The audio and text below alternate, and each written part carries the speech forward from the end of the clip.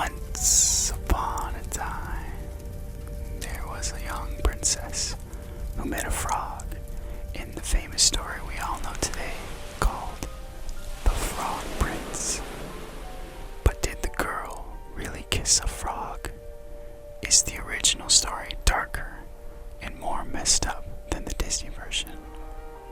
Why does her dad, the king, demand her to listen and do everything the frog says that she just met?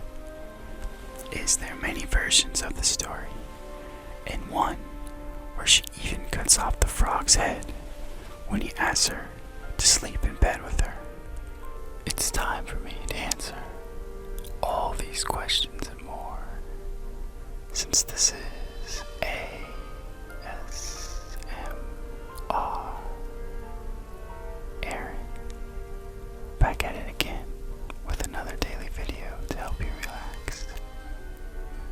So lay back and enjoy the ride. I hope this read helps you get you through your day, or even better, I hope this video helps you gently fall asleep. I can't wait to get started. This is the tale of the Frog Prince. Hey guys, I'm super excited about this one. This one is called The Frog Prince. One fine evening, a young princess put on her bonnet and clogs and went out to take a walk by herself in a wood. And when she came to a cool spring of water that rose in the midst of it, she said to herself, "Down to the rest a while." Now she got a golden ball in her hand, which was her favorite playing, and was always tossing it up in the air and catching it again as it fell. She sounds like Adam22 on his Instagram, always throwing a ball up every day. I wonder what the golden ball looked like, or why that princess had golden balls back in the day. That's a little odd, don't you think? After a time, she threw it up and saw that she missed catching it as it fell, and the ball bounded away and rolled alone upon the ground until at last it fell down into the spring. The princess looked in the spring after her ball, but it was very deep, so deep that she could not see the bottom of the well. She then began to bewail her loss and said, "Alas, if I could only get my ball again, I would give all my fine clothes and jewels and everything that I have in the world." Wow, this ball I gotta get me one of these gold balls. They seem pretty good. While as she was speaking, a frog put its head out of the water and said, "Princess, why do you weep so bitterly?" "Alas," she said, "what can you do for me, you nasty frog?" Dang, she's cold. "My golden ball has fallen into the spring," the frog said.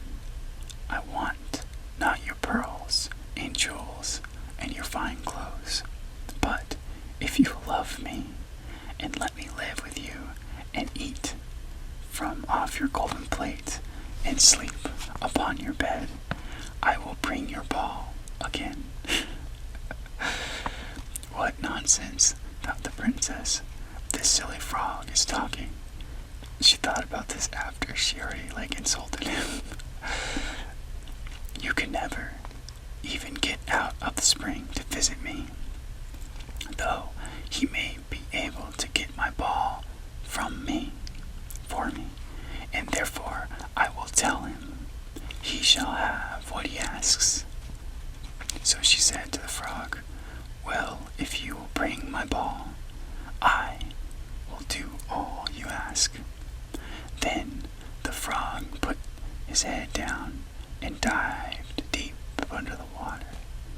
And after a little while, he came up again with the ball in his mouth and threw it on the edge of the spring.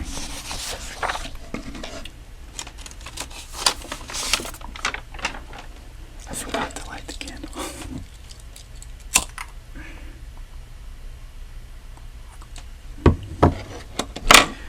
Can't have that dramatic ending without a candle plug, you know what I mean? There we go. As soon as the young princess saw her ball, she ran to pick it up, and she was so overjoyed to have it in her hand again that she never thought of the frog. Dang. That's cold. This girl must be like 7 or something. The frog called after her, "Stay, princess, and take me with you, as you said." But she did not stop to hear a word. She's like, "Thanks, bye." The next day, just as the princess had sat down to dinner, she heard a strange noise. Tap, tap, splash, splash, as if something was coming up the marble staircase. For some reason, when I hear like a frog noise, I just remember that one scene from Family Guy where like they're throwing them on the wall and it makes that sound, and it just like keeps going over and over again. That was a long time ago when that came out. If something is coming up the marble staircase, and soon afterward there was a gentle knock at the door, and a little voice cried out and said, "Wait, hold on." So the frog somehow knocked at the door. Alright, I guess what am I getting into, right? This is supposed to be like a fairy tale, and I'm like worrying about the frog, like the sound that he makes when he knocks. But I'm not worried about the frog talking. "Open the door, my princess dear. Open the door to thy true love here, and mind the words that thou and I said before the fountain, cool in the greenwood shade." Then the princess ran to the door and opened it, and there was, she saw, a frog, whom she had quite forgotten. At the sight, she was sadly frightened, and shutting the door as fast as she could, and came back to the other seat. The king, her father, seeing that something had frightened her, that was wanted to see what was the matter. "There is a nasty frog," said she, "at the door, that lifted my ball for me out of the spring this morning. I told him that he should live with me here, thinking that he could never get out of the spring. But there he is at the door, and he wants to come in." While she was speaking with the frog, again knocked again at the door and said, "Open the door, my princess dear. Open the door to thy true love here, and mind the words that thou I said by the famous cool in the greenwood shade." Then the king said to the young princess, "As you have given your word, you must keep it. So go and let him in." She did so, and the frog shipped into the room, and then straight up, tap, tap, plash, plash, from the bottom of the room to the top, till he came up to the tangible where the princess sat.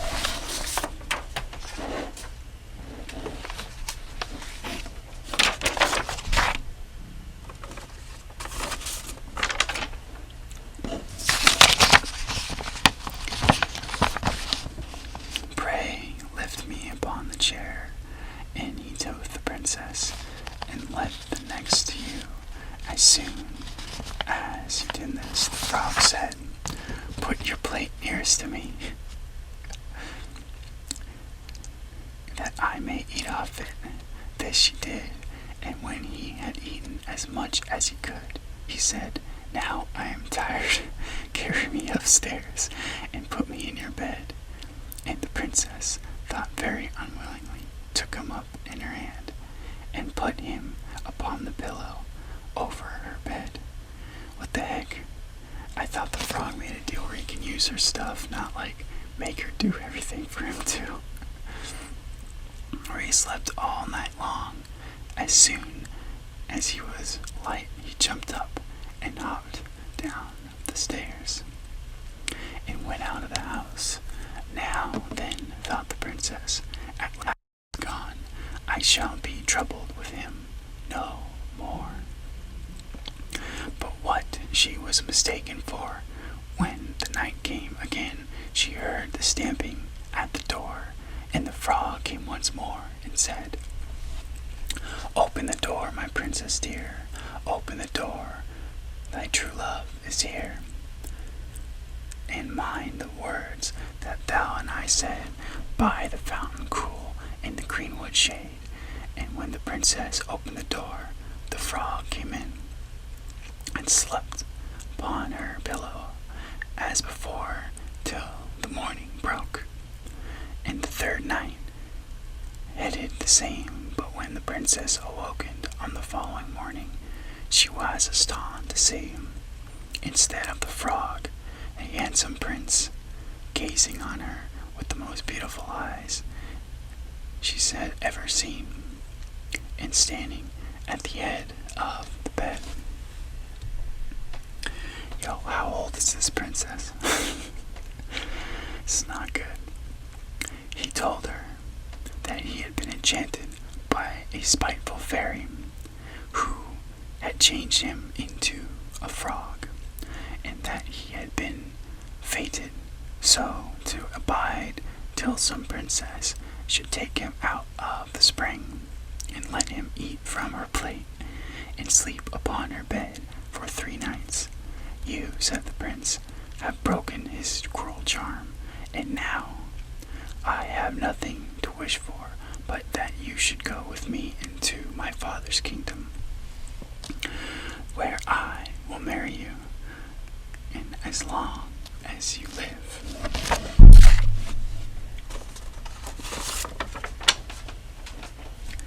So far, it seems the moral of the story is be greedy, and when you meet a frog, do what it says.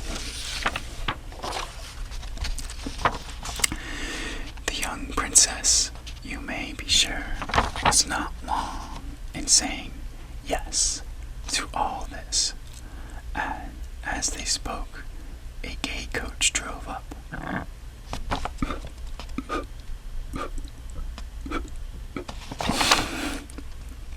Sorry. A gay coach drove up with 8 beautiful horses, decked with plumes of feathers and a golden harness. And behind the coach rode the prince's servant, faithful Hernich, who had bewailed the misfortune of his dear master.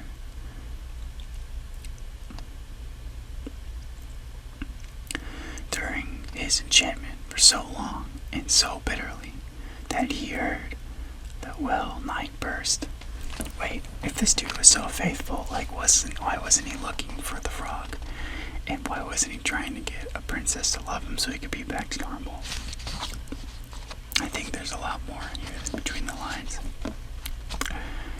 They then took leave of the king and got into the coach with 8 horses, and all set out full of joy and merriment for the prince's kingdom, and they reached safely, and there lived happily a great many years.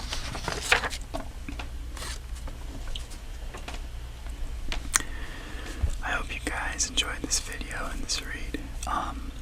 I learned a lot, I guess, that this story wasn't as, I think, dark as I thought or bad as I thought, but it still cracked me up. But I guess what can you expect from old fairy tales, right? If anything, I also hope this video calmed you down. And don't forget, if it did, only if this video did, feel free to like and subscribe for our daily uploads. But if this video didn't do anything for you and you hated it, sucked and you'll never watch another one again. That's fine. I'll take constructive criticism. I'm still trying to figure out if you guys like that I do the whisper or if you like the low voice instead.